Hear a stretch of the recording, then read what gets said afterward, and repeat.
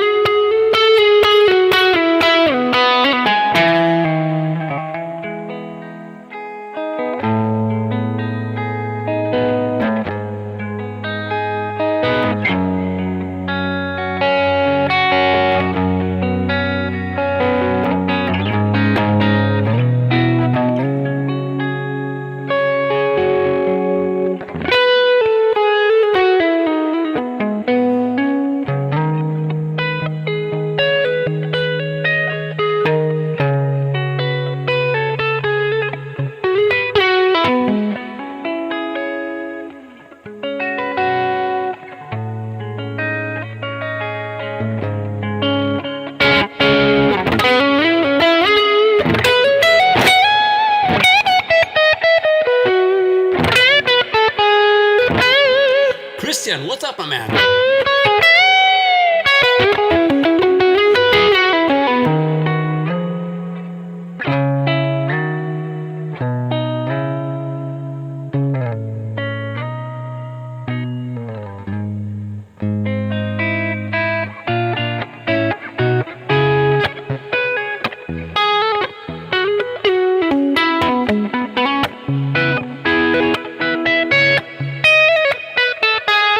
Robin, what's up, man?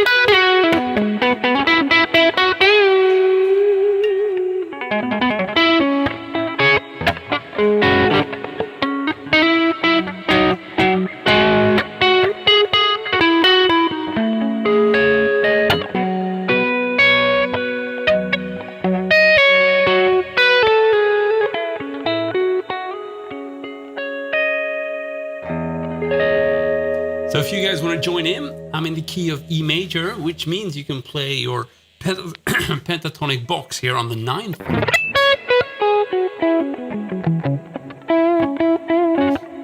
And we can try to look at some of the things I'm doing here and try to sort of simplify them so that, you know, anybody can try to play this, even if you're a complete beginner.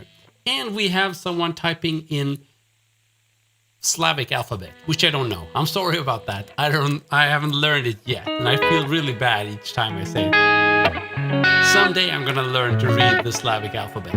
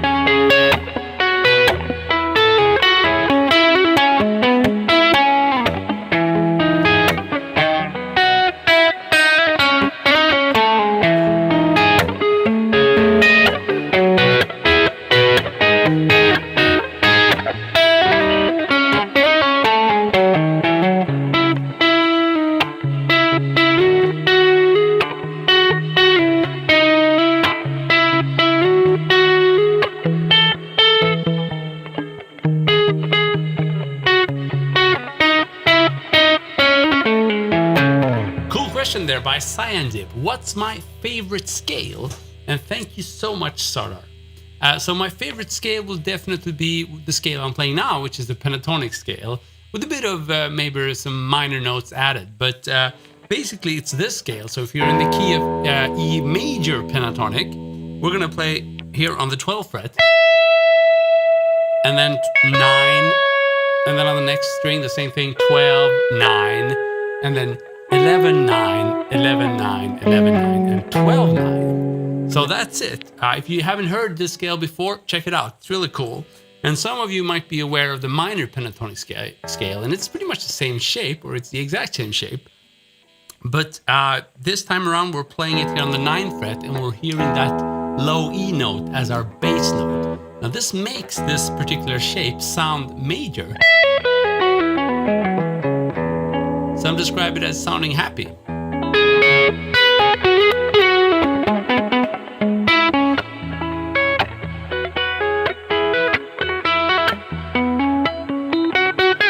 So if you want to try what I'm doing here, you could just hit that low E note, and maybe from the 9th fret G string you can do 9, 11, 9, and then go back to the 11th fret on the D string there. Doesn't have to be harder than that.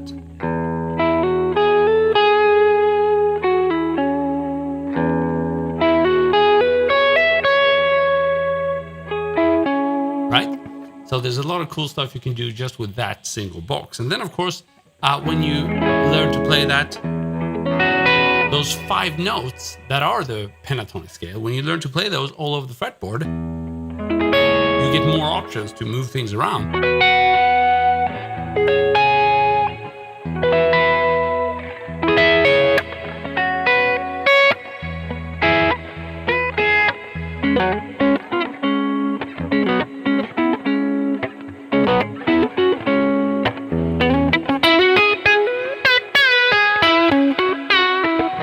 You can play the bluesy way if you want to, and just try to squeeze in some more bending there.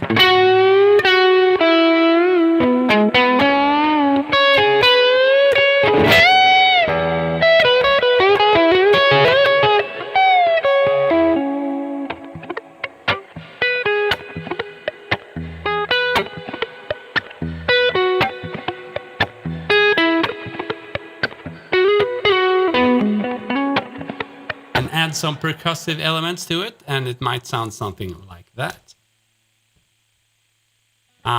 So something black there. Oh, that might be my screen. Yeah, I did it. Okay, so you add a bit of scratching and strumming and hitting. Just try to hit the guitar in sync with your foot, whatever it's tapping. You know, that's the basics of percussive guitar. You squeeze in some notes there in between.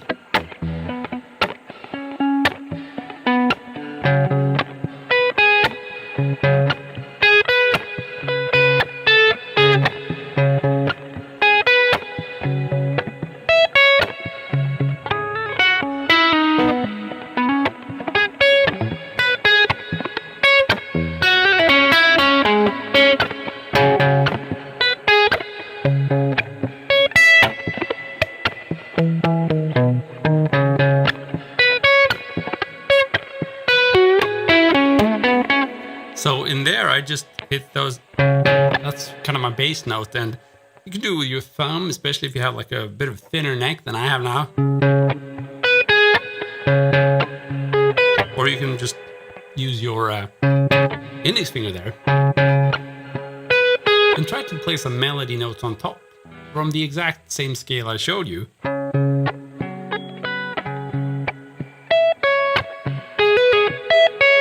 You know, it's all about coming up with variations. You don't have to think that you're going to play something that sounds amazingly musical. You start with coming up with variations, and the more comfortable you get with that, the more musical it's going to sound. But in the beginning, it doesn't really sound very good. It's just a matter of getting the flow of sort of feeling the groove and trying to squeeze in a few notes in between those rhythmical hits.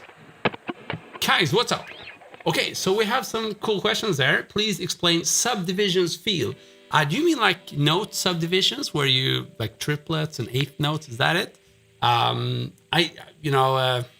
That kind of thing. I'm not very good at explaining that. Well, or maybe I could, but it's just hard to explain in the chat like this. Thanks, mate. Your inspiration among guitar players. So my inspiration recently is from guys like Alan Gogol, acoustic player, Matthias Asato, and Ichika Ma. I'm Swedish, you have to forgive me. But those kind of players that really are very rhythmical and they have a clean sound, or Alan, he plays the acoustic, that has inspired me. But I come from the shred school, so I've been doing all that, Yngwie, Eric Johnson, whatnot. That's where I come from originally. But now I try to, be a bit more rhythmical, be a bit more clean in my playing. What's the name of that guitar technique where the player holds the neck part with the picking hand and plays legato? Aha. So this is just, I think it's called party trick. This is party trick.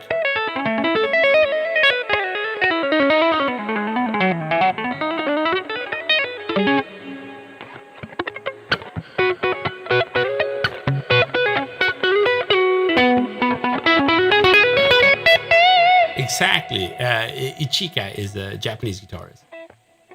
Can I play Stairway to Back in Black of Teen Spirit? And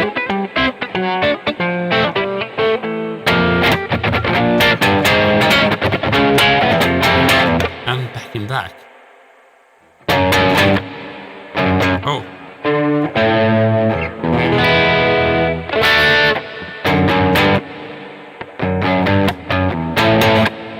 Something is not in tune. There, you got it. I'm not even sure if that's the right AC/DC tune.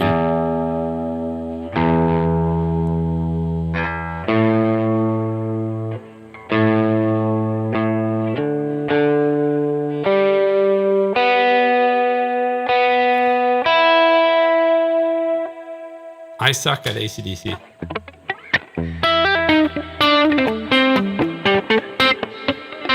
Some evil riffs. Oh man, that's hard. Let's do some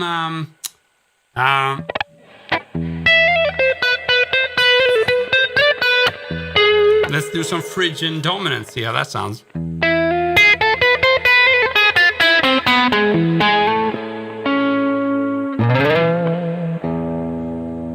This is hard. I can't do it. Let's do some maybe like I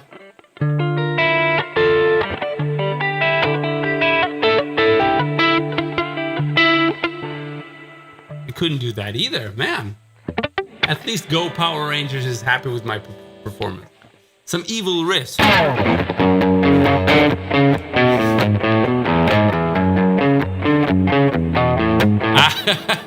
Or evil riffs like in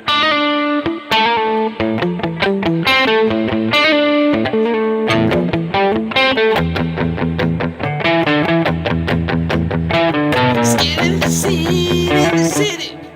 I don't know. Nick Johnston. I haven't played anybody else's song for a long time, so I'm kind of crappy at that. But this is my punishment for not explaining note subdivisions feel. So I'm gonna try to explain that instead. Otherwise, I'll be even more embarrassed. Let's see. So I haven't played this guitar for a long time.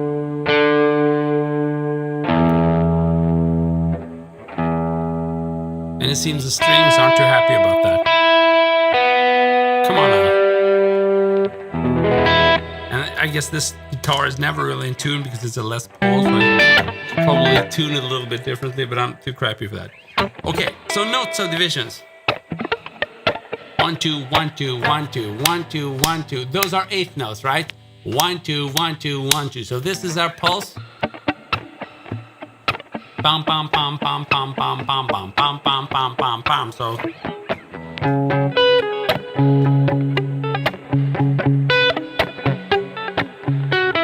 notes. Then we have our triplets. 1, 2, 3, 1, 2, 3, 1, 2, 3, 1, 2, 3, 1, 2, 3, 1, 2, 3, 1, 2, 3, 1, 2, 3, 1, 2, 3, 1, 2, 3. So if we hit the low E note here, 1, 2, 3, 1, 2, 3.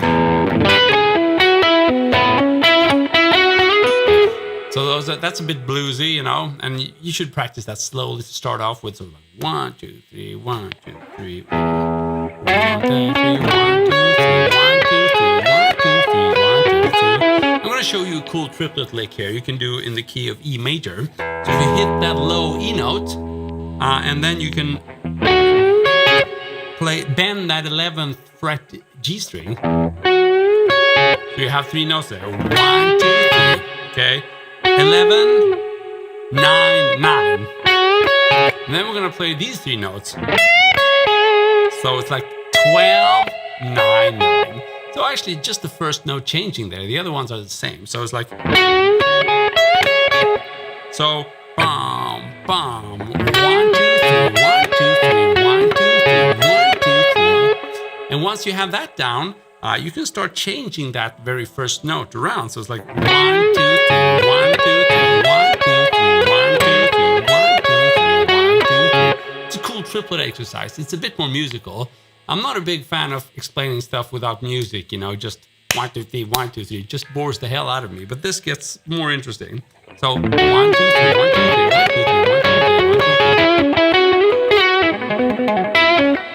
3. Those are not triplets at the end. So I've shown you 8 notes and triplets got a bit more interesting, I think, because we got into SRV territory there. Exactly, cyan deep. I would say the same there. Oh, cascading pentatonics, economy picking. Oh, it's been a while since I did that.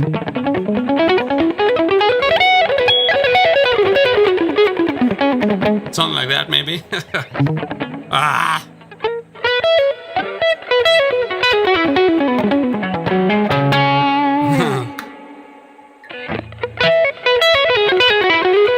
Or like...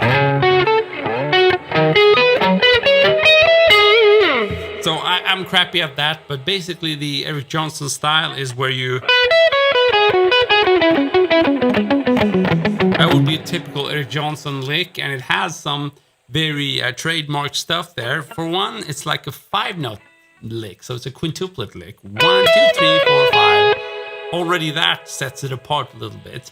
Now, 5 notes are kind of hard to play because it's not an even amount of notes. So every other pick strike is going to be down, downward pick strike, and every other is going to be an upward pick strike. Unless you use the technique he uses for these kind of things, where he does some economy picking there. So if we attempt to play this, 1, 2, 3, 4, 5, we're going to do economy picking in the beginning there on the 12th fret. So from B to the E string. So we're doing 12, 12, 9, 12, 9. 1, 2, 3, 4, 5. So the first 2 notes are like that. 1, 2, 3, 4, 5. And then we're going to repeat the same thing, but on the next set of strings, which is going to be the G and the B string. So we have 12, 12, 9, 12, 9. And then we have 11, 12, 9, 11, 9.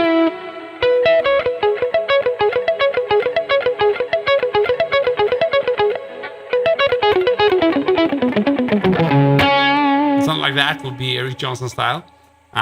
Then, of course, you can come up with variations there.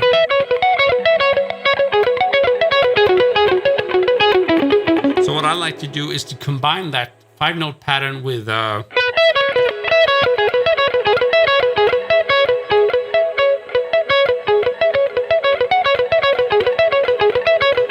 like a,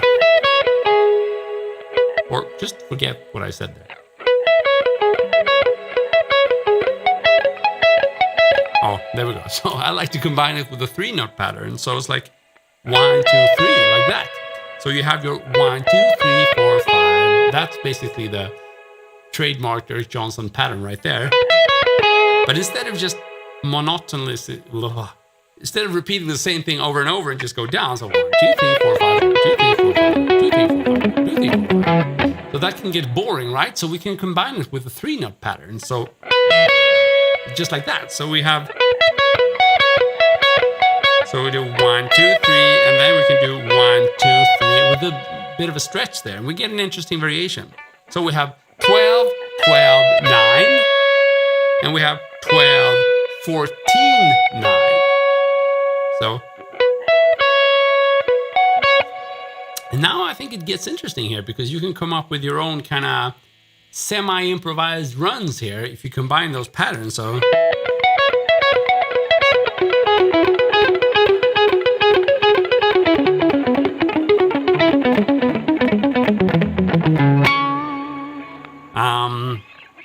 And then, of course, if you combine that with a like an ascending run, you can do.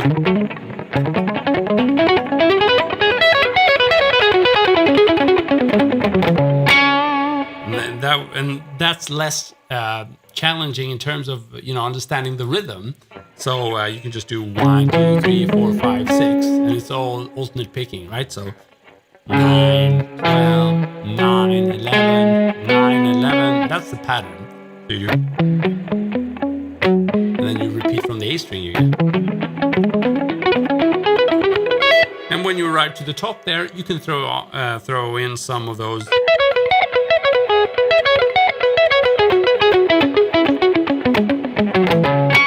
And you have some tools there for improvising fast runs. I hope it's fun and useful to you.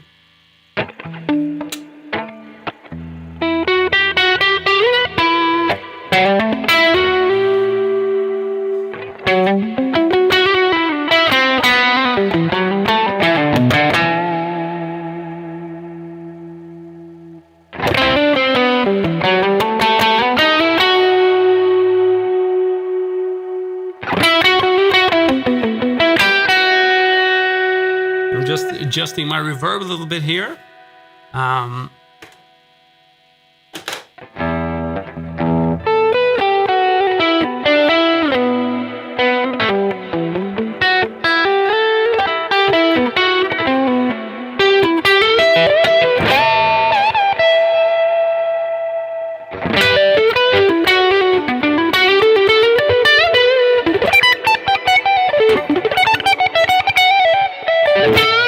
So I've never really played Gary Moore, but his kind of minor blues or rock meets blues is iconic. So whenever you play like long, distorted, bluesy bends on a Les Paul,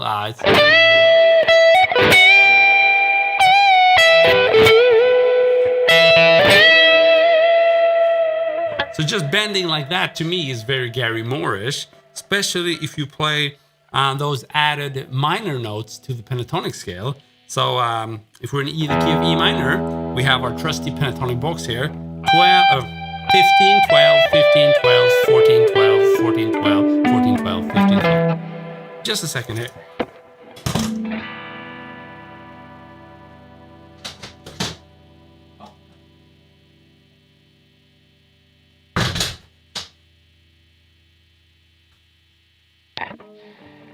Okay, sorry about that.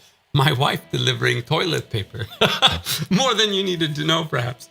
Okay, so you can really get that Gary Moore-ish feel if you add the minor notes to the pentatonic scale. So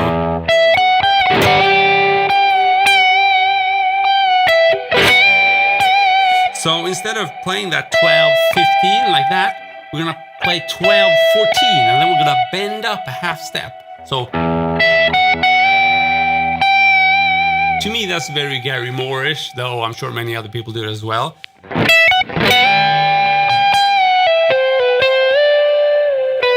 So, long, sustainy, bended notes. I love that. So, ninth arpeggios combining chromatic style legato over ninth. Okay, sounds like fun.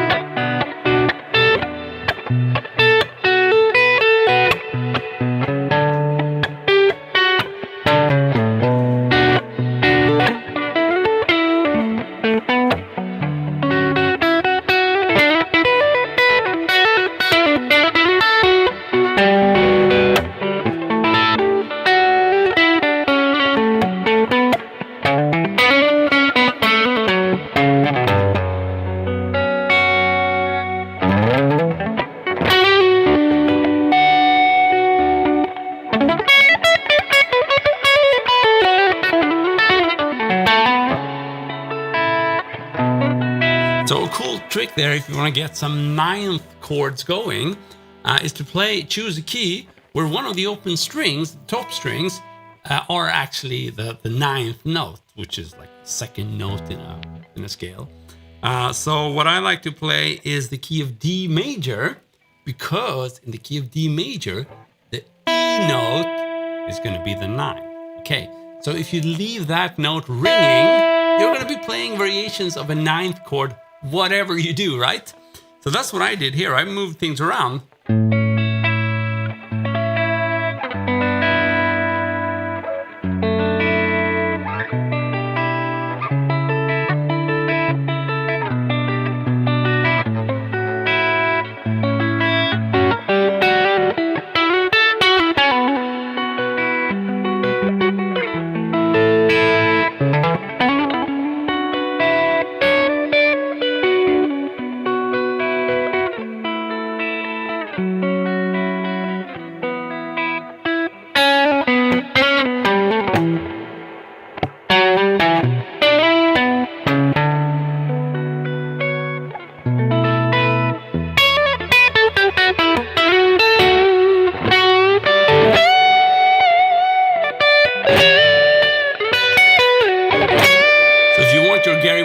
You can throw them in there as well.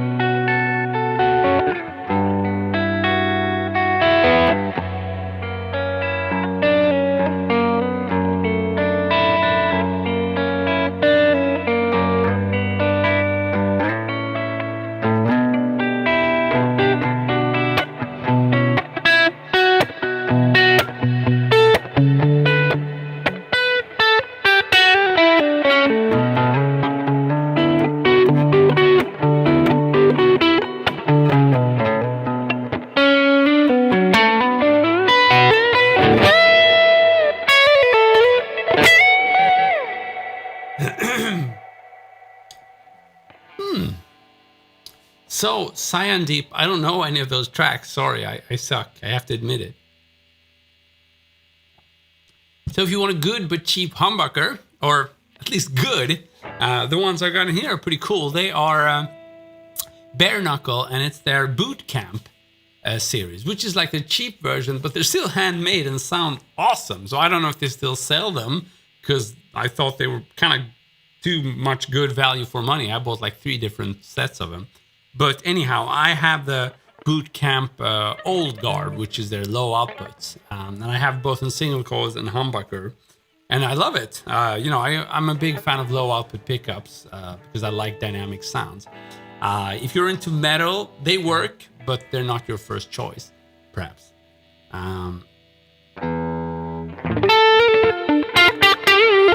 Stairway to Heaven solo. I have no idea.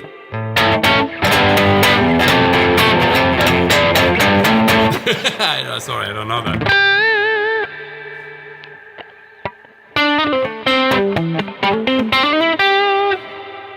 Let's see here. I'm gonna see if I can.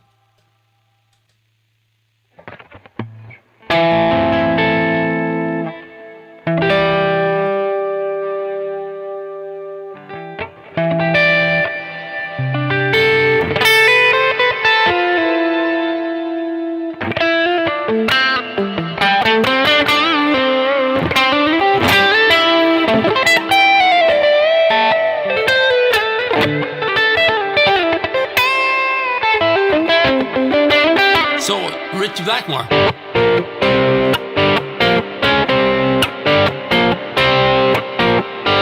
Does that even count? I don't think it should. It shouldn't count.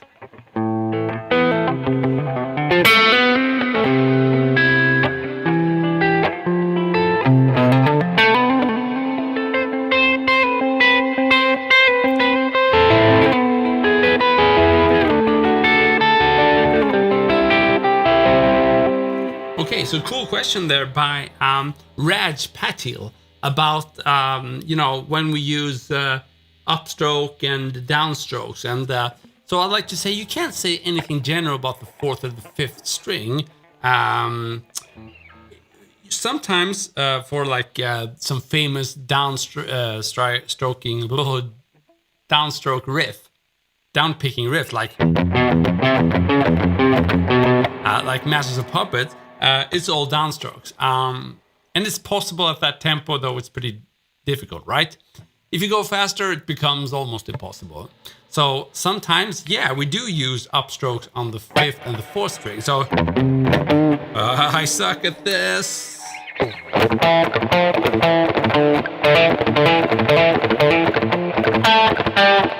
So in that kind of thing where I need to play really fast, I do 1, 2, 3, pound. So 1, 2, 3, and then an upstroke, right? And that's what you described. We're playing an upstroke on the fifth fret. So it certainly happens. What you do pretty much is you adapt to whatever you're playing. If the tempo allows you to only play downstrokes, you should do it, or you could do it, because it sounds kind of cool with downstrokes. It has more punch to it and a bit more attack. If the tempo is too fast, then you're going to have no choice but try to do down and upstroke, because that's easier to play at a higher tempo. So as a beginner, you might want to, if you're learning a song, you might want to see how the original is played and try to do it that way. But it's also fine to do it your own way. I had a friend who played Masters of Puppets with his right hand index finger there, which was a crazy technique. I can't do it, but he did something. And he did it really well. So anything is possible. As long as you're playing music and making music, it doesn't really matter what technique you're using. A couple of good guidelines is to always be relaxed. That's important. If you're always relaxed, then I would say it doesn't really matter what technique you're using, as long as you're happy with it. So be relaxed, have a good posture. Never use a technique where you sit like that. Don't do it. You're going to get lots of injuries if you practice for a long time with a bad posture. I would say those are some good general guidelines, and then just try to use a technique that works for you. And if you really want to get fast, then you have to start maybe thinking a little bit of how consistent your movements are. If you have a lot of, hands going all around, it's going to be hard to play that up to tempo unless you want to do. Most of the time you want to have like a small, consistent, and relaxed movement if you're going to try to do those faster. Whoa.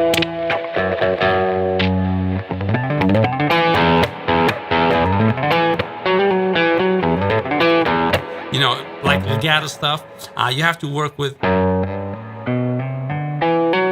Try to work with small movements that are precise, where you sort of hit the frets where you should hit it, right before the fret wire, not on the fret wire, not far away from the fret wire. Both of those are going to give you like poor tone, and you're going to be tempted to play harder or hit the strings harder, whatever, and tense up. And that's really not the solution. And in fact, it's a very bad solution, because it's going to definitely limit the control you have over your instrument and your ability to play fast. Because, as I said, to play fast, you need to be relaxed. Tension is your worst enemy. So that's a long one. I hope it helps.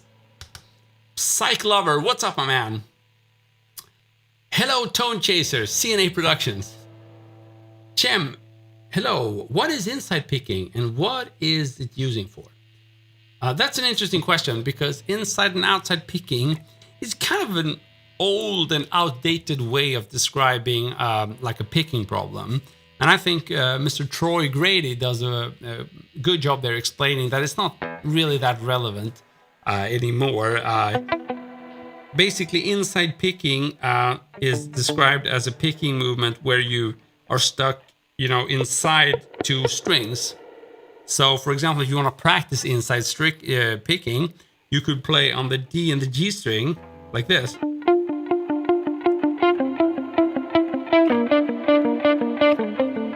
I'm only playing inside here, right? I'm not going outside of those two strings. I'm sticking inside. So that would be inside picking. And if you want to practice the opposite, then all you got to do is start with the opposite direction. So if you start with what would that be? Like a downstroke on the D string and then an upstroke on the G string, you get your outside picking there. that can be a great exercise if you want to. But again, it's not really. I wouldn't say it's crucial to understanding the dynamics of picking. Basically, the hardest thing with alternate picking is when you do like a string traverse while you change the picking direction. So if you go from playing on the low E string, and then you want to proceed to playing on the A string, and then you do downstroke. Oh, sorry. No, if you do an upstroke, and then you got to go down and do a downstroke here. So wait, I suck at explaining this. Let me try again. So if you start with a downstroke, you go around the string and then you play an upstroke. There you have like a difficult scenario for alternate picking. And you could sort of simplify it a little bit and think of it as outside picking, and you could do, but that's not really nailing the essence of the problem there. The essence of the problem is really doing like string traverse. In some shredders, I know Todd on the GMC site, he has a really fast alternate picking technique, but he sticks mainly to playing on one string, and then you sort of get rid of that string traverse problem. But if you want to be able to do like Paul Gilbert kind of things where you do, which I suck at, especially on this guitar, so.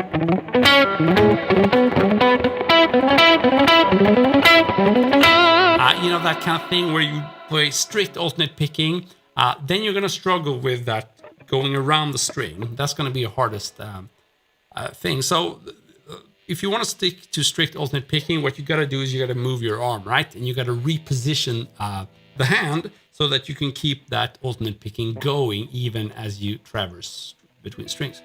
Some people like to solve it with economy picking instead. Some people like to do legato instead. And I think all of those are okay, and they have different sound qualities to them. So I think in hindsight, I wouldn't have spent as much time doing the strict alternate picking thing.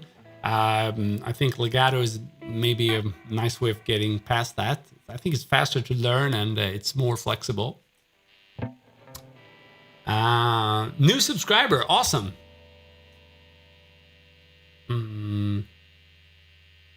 So what's the best and rarest or least used picking technique you've seen? For example, like the hybrid picking technique. Oof, rarest. I don't know. Rarest. Well, I'm working a little bit on this kind of scratchy kind of picking technique, which is cool. I wouldn't say it's rare, but it's for me it's not as common. We do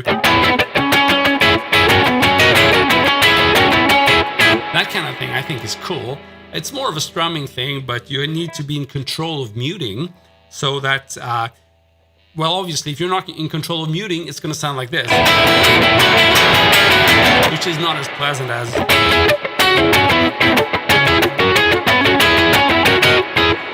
So that's what I'm working on. It's not really a technique designed for playing fast, but it's designed for getting optimal tone, which I like. But then, of course, I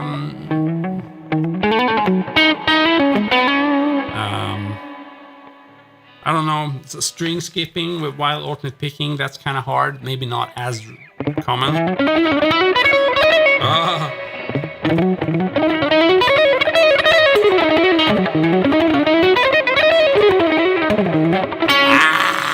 It's hard.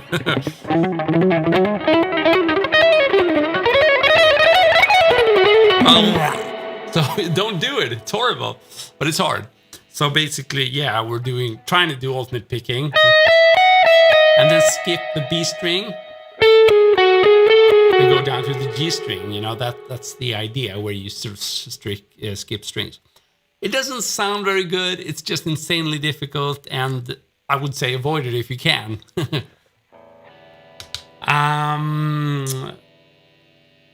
So there's a cool question. What is noodling? I think noodling would be when you just let your hands dictate whatever you're playing. So it's a bit like mindless shredding,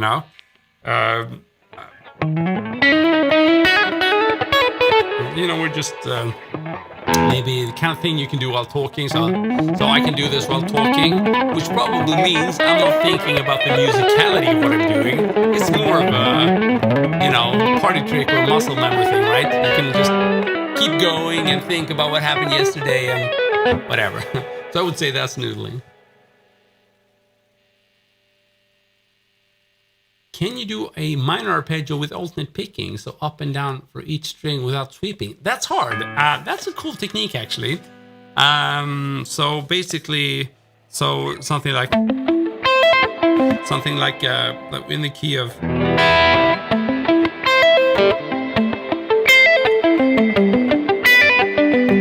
So I'm cheating a little bit here, but that's when I'm going up here. It's alternate picking, right? I'm not sweeping like down, down, down, down, down, down. I'm doing down, up, down, up, down, up. Now, why is this good? Well, it's obviously not good for playing fast, right? It would be much faster to just do that kind of sweeping thing, right?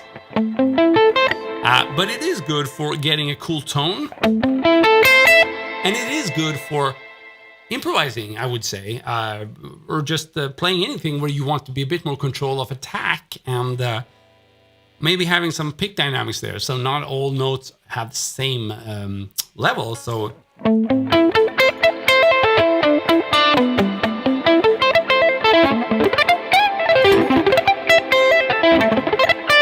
whatever.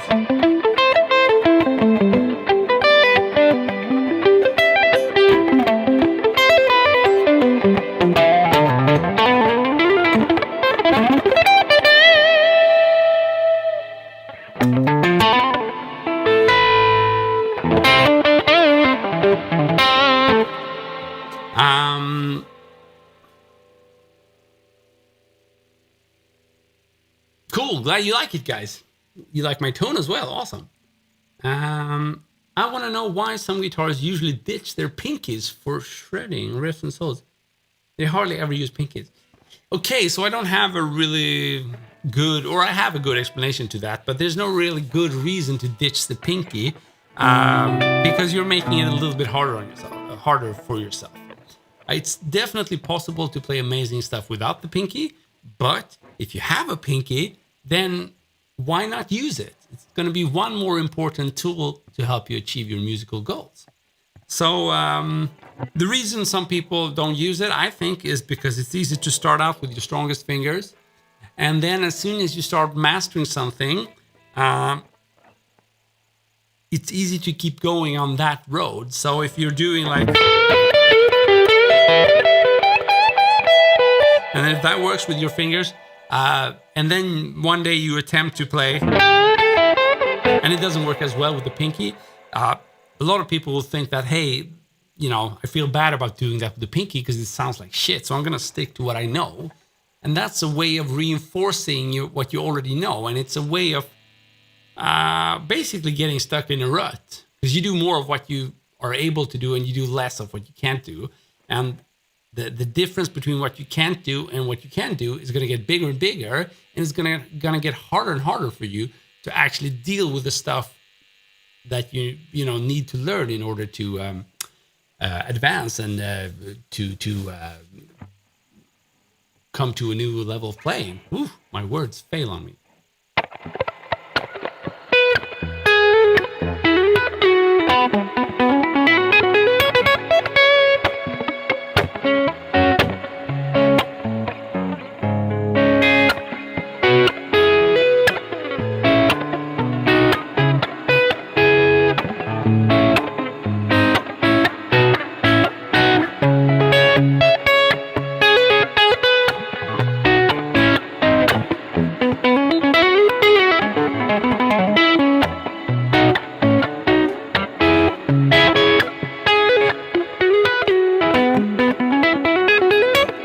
What's up? Costa, what's up? So did my thumb hurt when I first started playing with bar chords? It probably did. So here's a good advice for you if you're struggling with bar chords, or I don't know, it's a piece of advice at least. Do experiment with your thumb position a lot. Because some people tend to have their thumb too high when they're attempting bar chords, and some might attempt it too low. So try a different posture here with your thumb. I think that's going to be critical to hearing all those notes. up you have the thumb, the less pressure you can apply. So that's not really going to be helpful. And if you really go all the way down, you know, here on the back of your guitar, I don't think it's going to be that useful either. You're going to get stuck in a position that's very unnatural, and it might actually also end up giving you some pain. Favorite chord of all time? Whew. I don't know. Maybe something like, no. Let's do something in the key, well, any key that doesn't sound like crap. That's a hard question. Maybe this one.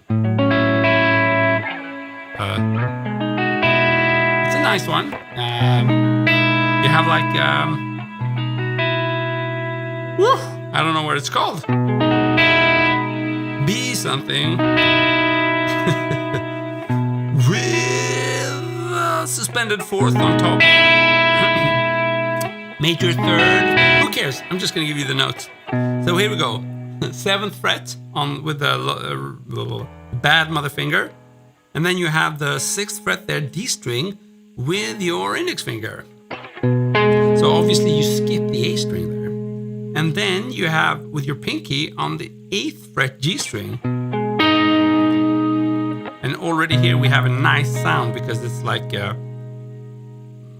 major 6 kind of feeling.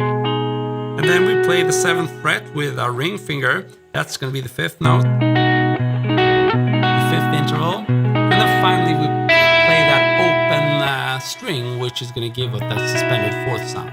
So we have a major 6 and a suspended 4th, which already makes it a weird chord there, right there. So maybe it is a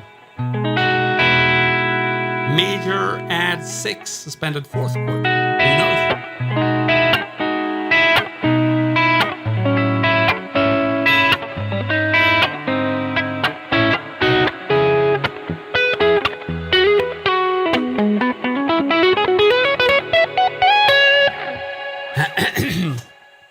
So the brand of guitar is a Gibson, and it's one of those cheap Gibsons that aren't produced anymore.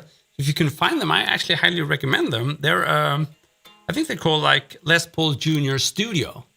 So it's like cheaper than a Gibson Studio, cheaper than a Gibson Les Paul Junior. It's just cheap, but it's still a Gibson, and it sounds pretty good. I like it a lot, actually. But they sold it really cheap, and I guess there was no profit in it, so they stopped.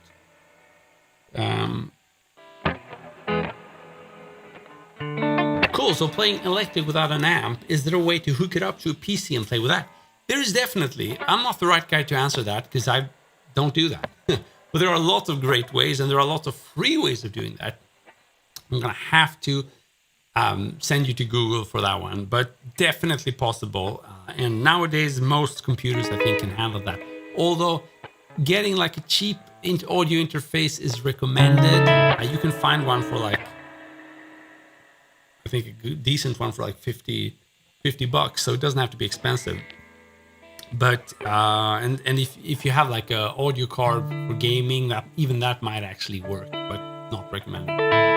And then you can just go for free software or a lot of options.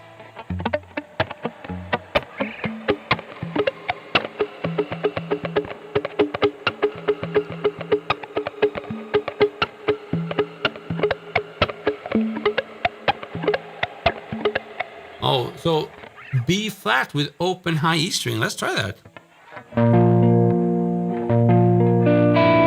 Oh, that's nice, yeah. But how do you do with that B string? Like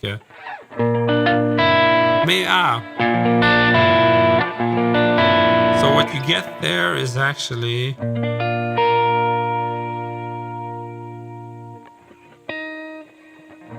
that's also fourth. That's also a suspended fourth, in case you wondered.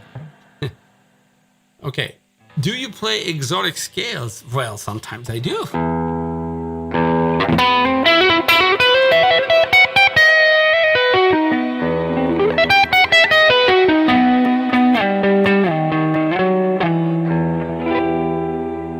How about that? Some harmonic minor.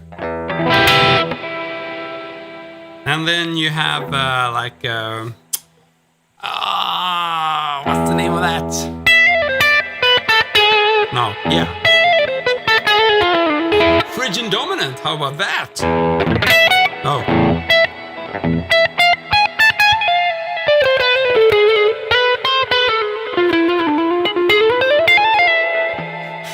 So those are cool scales. Phrygian dominant. It's actually a mode of the harmonic minor scale. Just throwing in some random notes can actually take you a pretty long way. So if you have like a pentatonic scale, we have a lesson up right now in GMC that says outside pentatonic, and it's like doing, or is it like pentatonic chromatic? So I have to check out what it's called. Well, basically you play outside pentatonics, exactly. Basically, you play like you move the pentatonic scale up and down a half step, so you get.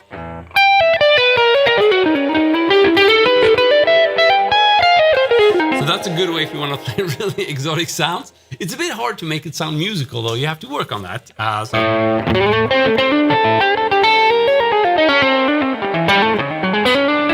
Just sounds like you're in tune occasionally, but if you do it right, and Dalton, who does that lesson, he really has that technique down, then it sounds pretty cool, actually. Okay.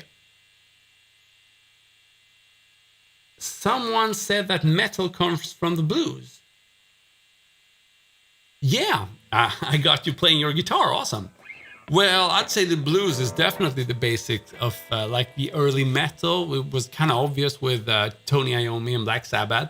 And then, of course, it evolved from there. And, you know, in modern metal, you can't really hear those influences as obvious. They're not obvious, but they are there. And if you look at heavy metal soloing, you can definitely still hear some classic blues licks, especially like Metallica. Then, you know, Kirk Hammett does these blues licks all the time. Whatever. I do play pinch harmonic.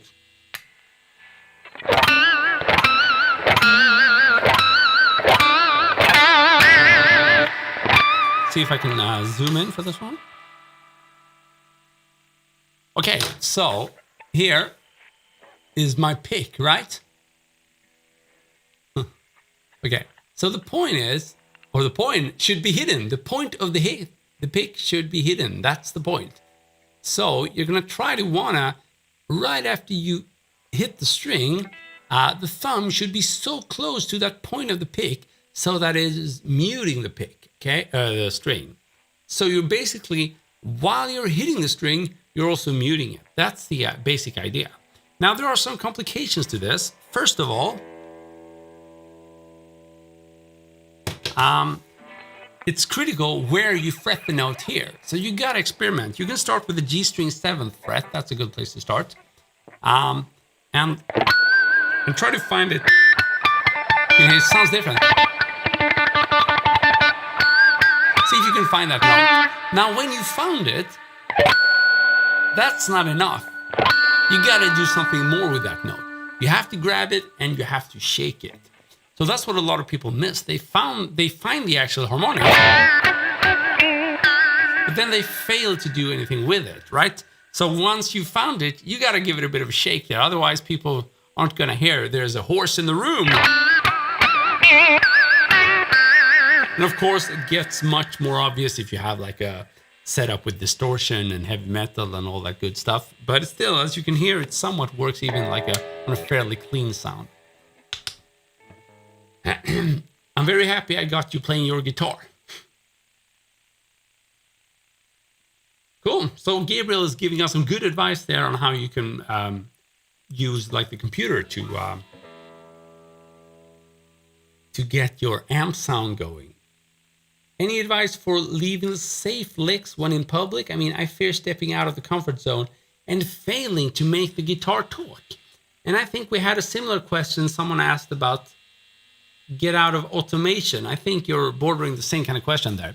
So, yes, I have some words about that. Basically, the answer sort of lies in the question there, because you're saying you fear of getting out of the safe zone in front of people? Well, of course you do. You want to be in the safe zone when you're performing. So how do you make those improvised licks part of your safe zone? Well, you make sure to always improvise your licks, right? That's the only way you're going to be able to come up with new stuff on the fly and feeling confident about it, okay?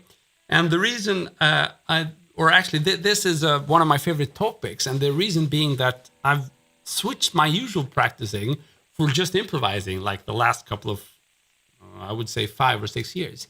And that has a very good impact on my playing. And nowadays, it's kind of harder for me to try to play like a lick that, I'm supposed to remember and whatever, because then I get nervous. Like, what if I play the wrong note? Everyone's going to hear that. So it's easier for me to just play something improvised, because then no one's going to know if I failed, right? Beside me. Now, this is a very simplified explanation here, but what happens is if you make sure you practice everything in an improvised setting, then you're going to eventually learn to make music out of your mistakes. I know that sounds like impossible, but trust me, it's not. If you're improvising and you play the wrong note,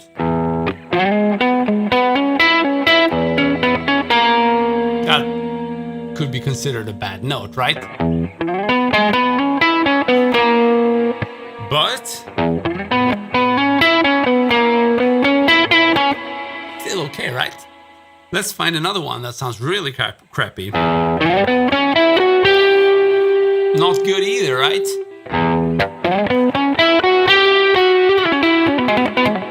Well, that sounded okay there. So what I'm showing you now is basically how the same note, depending on how it's played, is going to sound wrong or right. Now, I'd be hard-pressed to find a note that actually sounds like crap. So I have 12 notes to choose from, and they're all going to sound okay if I do it right. Oh, that doesn't sound good, does it?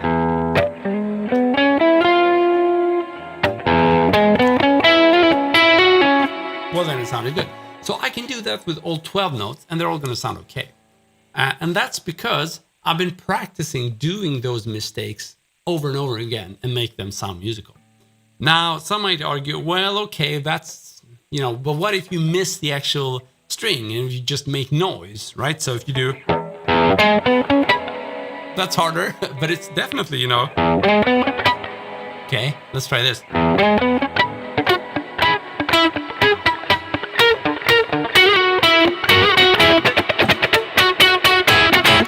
Even that, you can turn that into something positive. Now, what I find the hardest stuff to fix when you're improvising is when you fail with your timing. That's very hard to repair.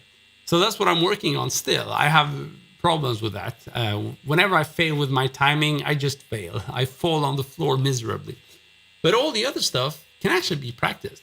But what some people tend to do is to, they realize that you can fix most mistakes, but maybe not timing mistakes. So they stick to playing strict 16th notes, strict triplets, and all that.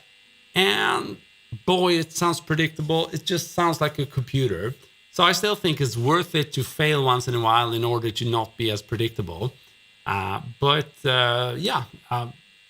advice is it became a long answer, but my advice is to start practicing anything you do in an improvised setting. So if you want to practice technique, well, you can. Here's your legato exercise, right?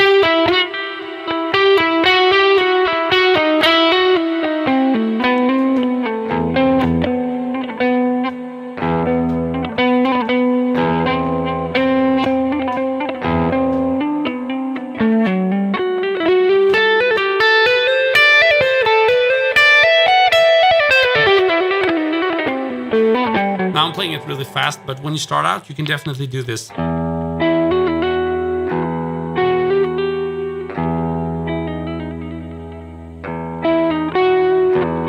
can definitely come up with improvised lines.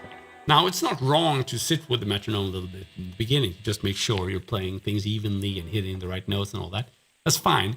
But, whenever someone asks me that question, they're definitely not a beginner. They've played for quite a while and they realize that they're comfortable with their go-to licks, but they can't really comfortably get out of their comfort zone, right? Without failing. So this advice is aimed at those players.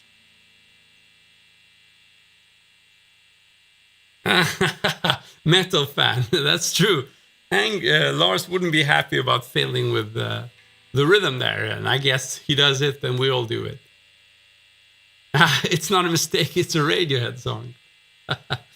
Make mistakes and learn, yeah. Please, some black metal. Oh, man. So it's like black metal.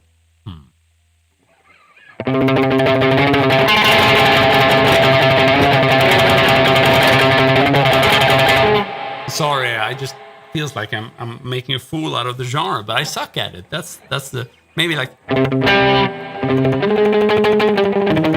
No, there we have it.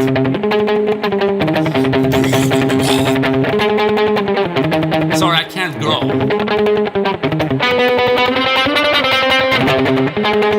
Maybe if we do down here, sounds a bit more metalish.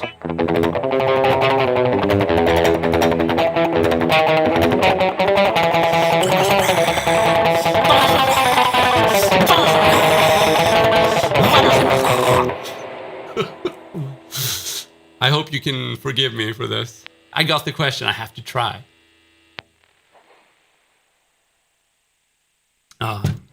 Don't do that. No. You know, well, if you want to do black metal, I think part of the key is targeting like in the key of E minor. You want to target the -6, perhaps?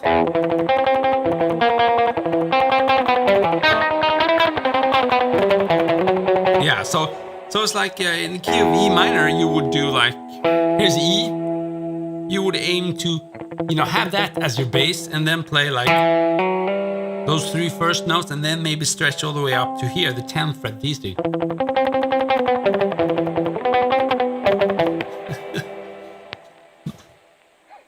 So why is it that me, intermediate, play something, thinks it's good, then think I suck, especially comparing to Instagram musicians? Is it common to think we suck?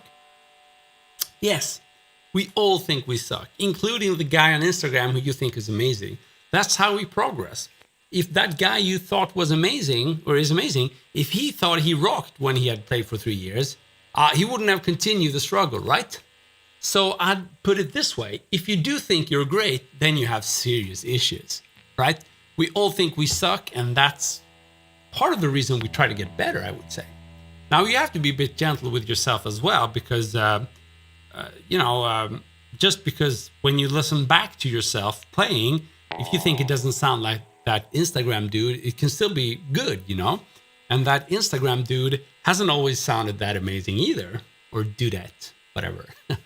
So I usually tell students that, especially in the beginning, or as an intermediate player, or beginner, whatever, don't evaluate how your playing sounds. Instead, try to evaluate how much fun you are having when practicing and playing. Because that's like the red thread I've seen among students who really make progress, is that they're having fun. And in the beginning, it doesn't sound good, but you can tell they're enjoying it anyway. And out of fun comes good music. So really, that's also, just to plug GMC there, that was like my main thesis when I designed the site. It should be fun. Learning should be fun. It shouldn't be about, okay, first do this exercise, and then you should do that exercise. Sure, you can do that if you think it's fun, but we're all different. So our notion of what is fun is going to be different from each other. So it's important that you can just immediately grab content that you love playing. I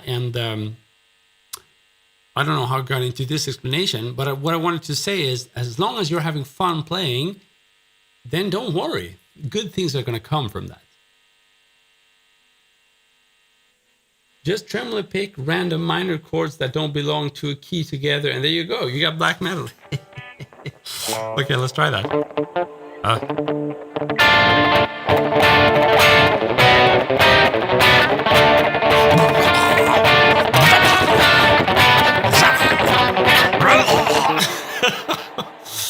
Sorry.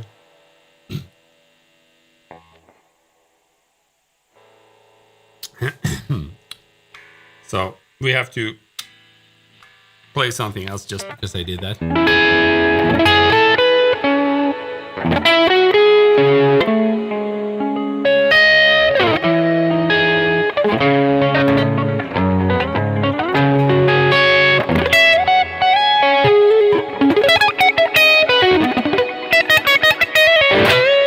Greetings from Poland, Pixel IT. Maybe you're a web developer, you should contact me.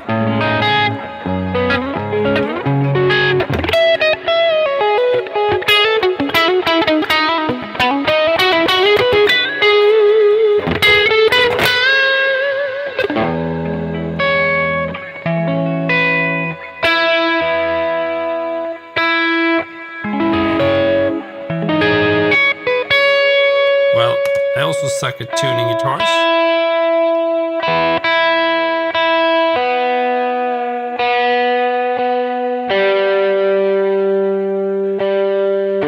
And my guitars suck at staying in tune when I haven't played them for a long time.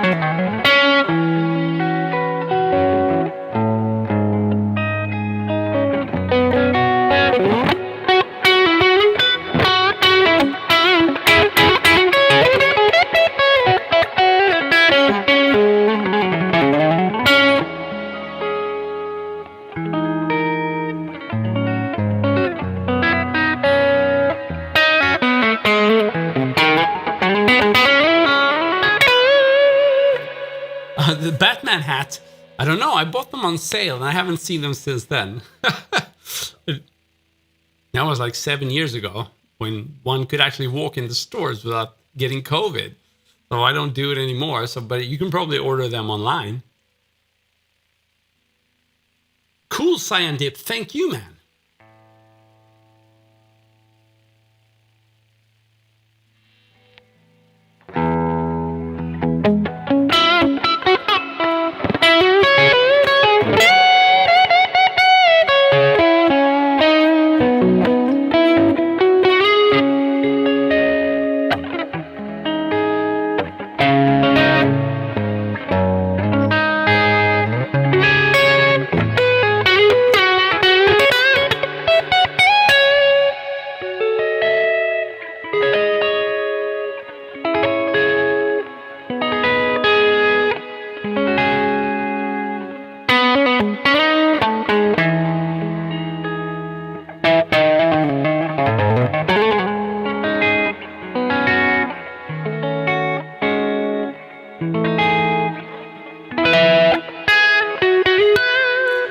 Gabriel, it's been a while since I did private lessons, but why don't you check out my website, gmc.my. There, I'm in the forum. You can always ask me questions there, and you have lots of my lessons there.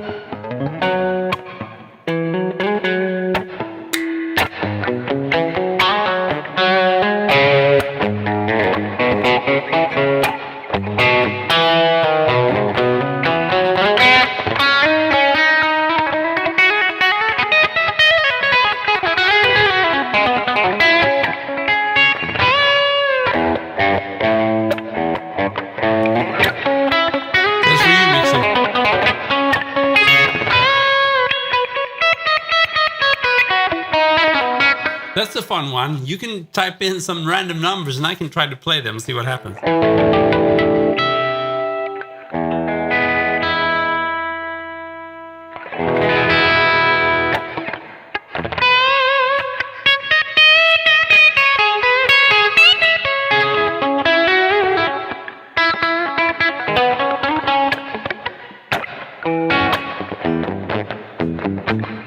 Oh, there's no one. Oh, 6357. That's a tricky one.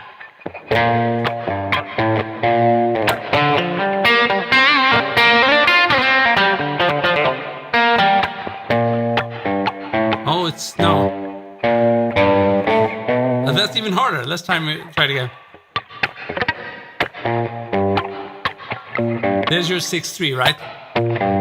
There's your 5. So far, so good. We're in the key of G minor there.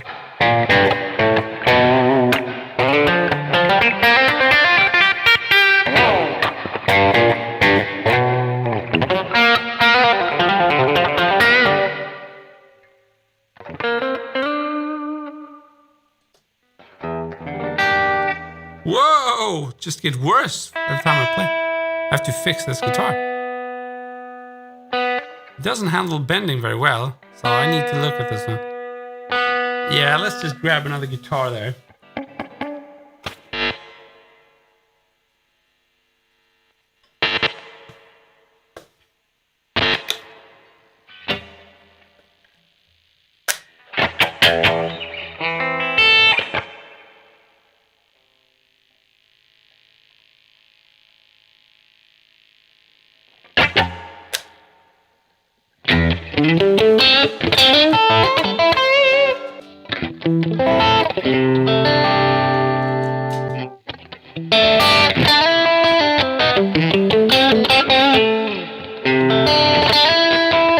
So let's see if this managed to keep tuning a bit better here.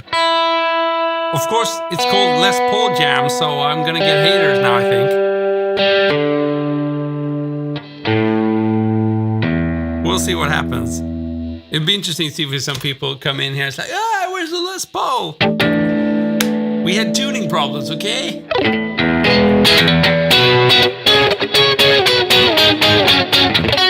Fuel to Obsessions, my man. What's up?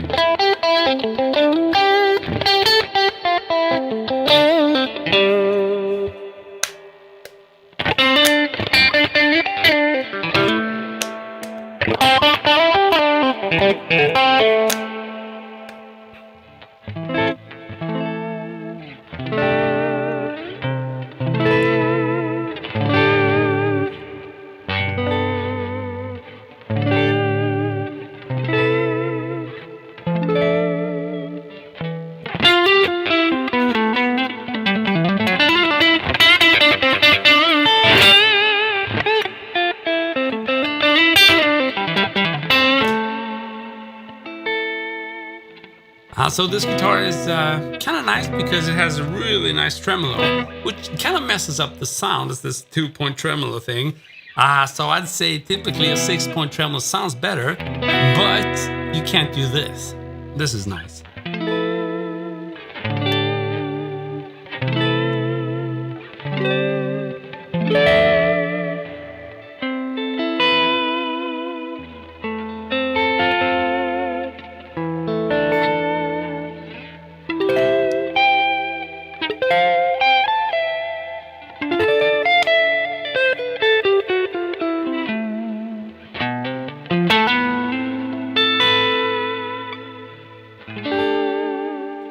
So Fuel, I'm doing okay. I've been taking a long break because I was kind of sick of my own playing. So now I'm trying to come back and play differently, which is hard. But it still feels better because I do things differently now, and I like that. I like playing clean now. I don't like really backing tracks.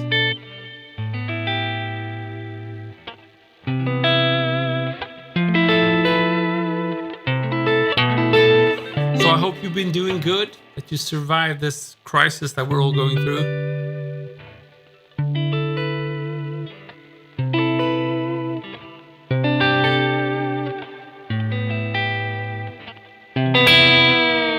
And that you kept your playing and shops going.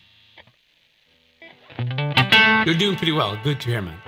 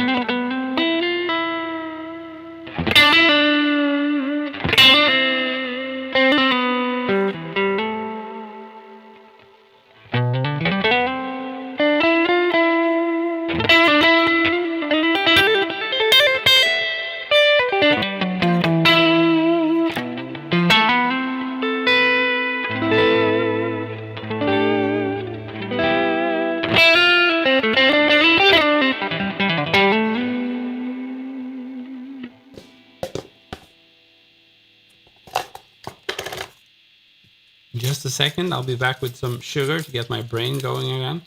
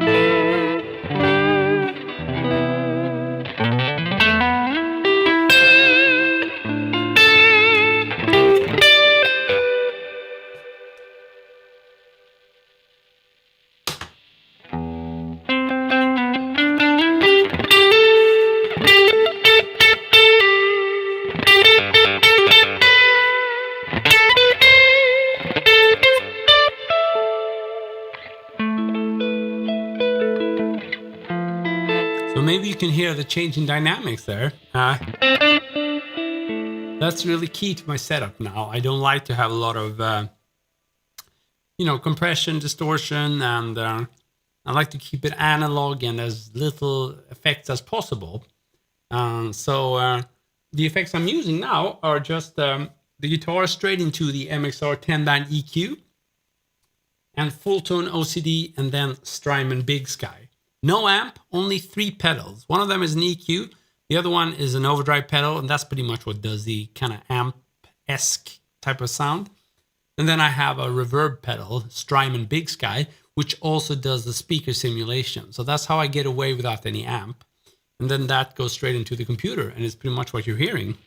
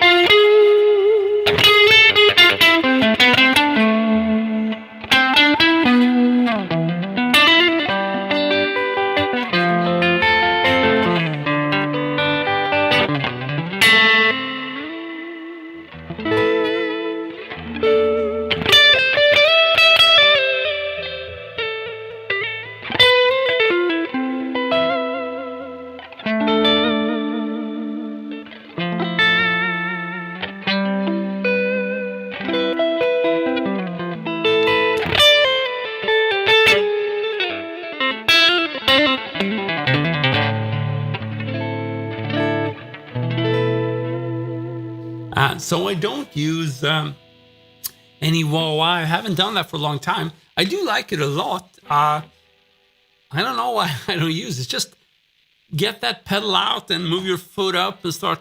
No, I haven't really bothered because so much I can do just without it. But I like listening to it, and especially if there's a player who really knows how to use it, it's pretty cool, yeah. But I have a Crybaby somewhere, but yeah. Maybe now is the time to go find that. I wonder where it is. Because I have an all analog setup. Maybe it could work. So I think it doesn't have any true bypass, and it kind of messes up the whole chain, but definitely worth a try. Blues tips, cool.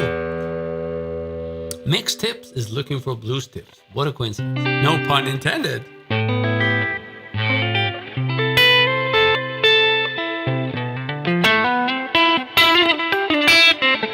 Well, to me, the blues is pretty much all about dynamics, I would say, and melody within the context of like a typical blues scale. That's what it is.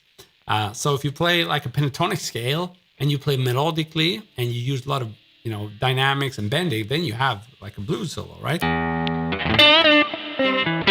Let's try it one more time.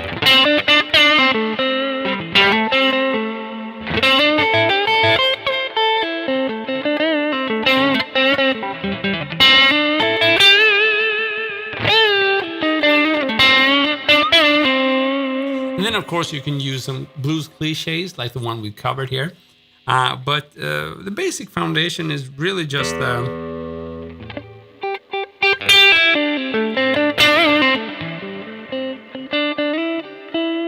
to me, that's pretty much the blues. So, can I give you any concise tips? Well, if you haven't learned the pentatonic scale yet, you should check it out. It's the basics. And if you're having problems making the pentatonic scale sound like the blues, then I would definitely advise you to start maybe getting some cliche licks under your fingers. And just because I happen to have that, lick of the day thing open here, I'm going to give you the link. So here you get a new blues lick every day.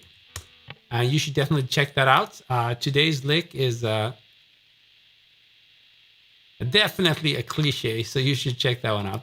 But it's all about having some licks as a starting point, and then you can start improvising around those licks. I don't think I learned more than maybe 3 or 4 licks before I just spent a lot of time improvising around with that pentatonic scale. And that was like over 20 years ago, so I don't remember what those licks were, but...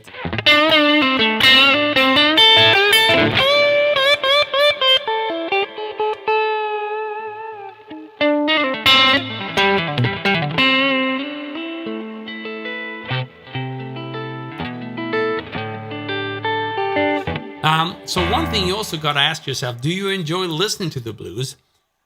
Because if you don't, then you're never going to be able to play it. And that's perfectly fine. Some people think that they have to learn some stuff just because someone tells them to. It's perfectly fine to just play heavy metal and not play the blues if you don't like the blues. And the opposite is also fine. The thing is, if you try to play something that you don't have like a musical connection to, you're going to fail. And if you fail, you might start thinking, oh, maybe I don't have the talent, whatever. And that's a shame, because the only reason you failed is because you don't listen to that specific genre. So usually, if you do love listening to a genre, like the blues, and then you're confronted with a pentatonic scale, then after a while, it should start to make sense to you, especially if you follow my advice and learn some cliche licks. But if you don't feel like playing the blues, then don't do it. Some people think they have to do it because, it's the foundation of this and that, and it's a good starting point. Well, it is a good starting point if you like the blues. If you don't like it, it's a bad starting point. I don't know if that's the case for you. I'm just throwing it out there in case anybody was wondering. Tighty Whiteys. I recognize your username. Were you around when I used to do these sessions, like over a year ago? I keep getting lost in the fretboard while trying to follow the chords during improvs. It's like my brain is not fast enough to process all the stuff that's happening. Is there any secret to this? Look, I suck at that as well. So basically the question is, how do you follow the chord progressions and not mess up? I don't know what to say. I'm really bad at it as well, so you're asking the wrong person here. But I think if you really want to get fluent at it, then you have to get so good at it so it becomes second nature, just like you can improvise in one key without worrying. Those chords should be really rooted deeply into your system so that you don't have to think about them. But I've never been there, and I'm probably never going to get there. I'm not sure I want to get there. But I like if it's, if the key doesn't change, then I think it's perfectly okay to use your ears instead. So basically, if you're playing over like jazz standards and there's a change of key, then you have to sort of follow the key change. Otherwise, it's going to sound horrible. But if you're playing in like fusion or rock or pop, whatever, then usually songs tends to stick to the same key most of the time. And then I don't bother following the progressions. I find the more I just improvise, the more I get better at unintentionally landing on those chord notes. So, I don't know. Well, Tidy Whiteys, you've chosen a really cool username. Love from Assam. What's up, my man?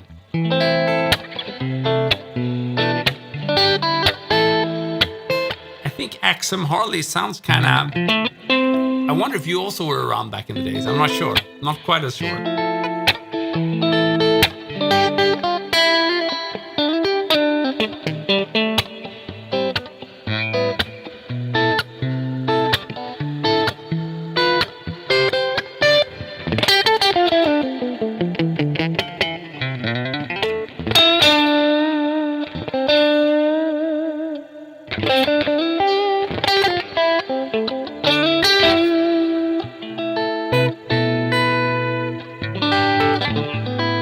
I can't play Hotel California, and I think that's a good thing, because as soon as you play that, the video gets taken down. So we want to stay away from the Eagles.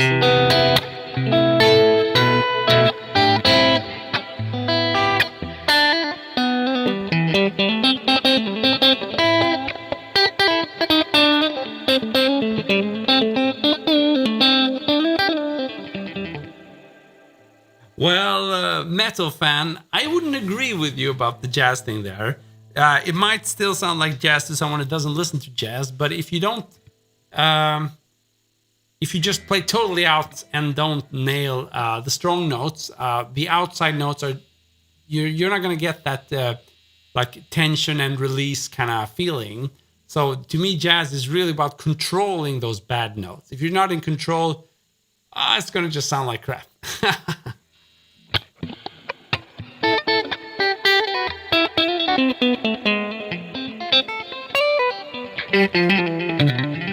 Which of course I can't do, so that's why I don't play jazz.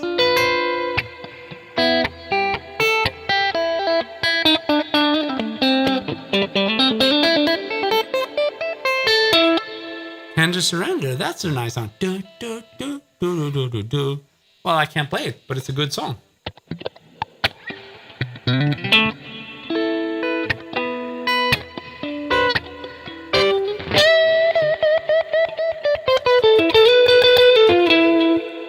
Yeah, I definitely say jazz is the rocket science. It's harder than just playing rock and pop and metal. Still maybe not rocket science, but I think when you try to make music with more complex theory, it gets very difficult. Maybe the theory is not impossible to understand, but having to follow certain theory rules while trying to make music, I find is really turns me off. So that's why jazz is hard for me. I don't really, well, I can't be creative with those limitations. So I would definitely need to sit down and get super good at following those chord changes before I even try to be creative over a jazz tune. So that's why I've sort of excluded that. I do listen to some jazz. And I love guys like John Scofield, but yeah, I suck at it.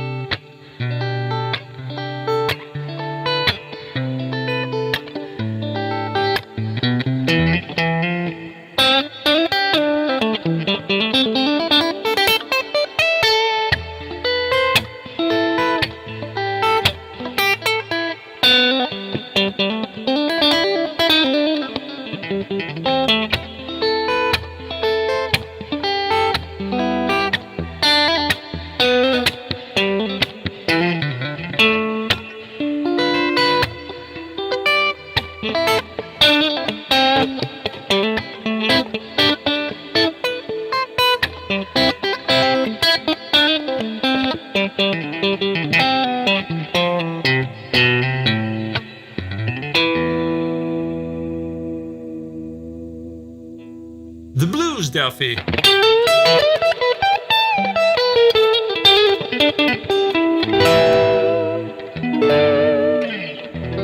That's for you, Delphi. Yeah, I like Alan Holdsworth a lot, and I'm actually one of the few guys I've seen like twice live. Can't say that about anybody else, I think.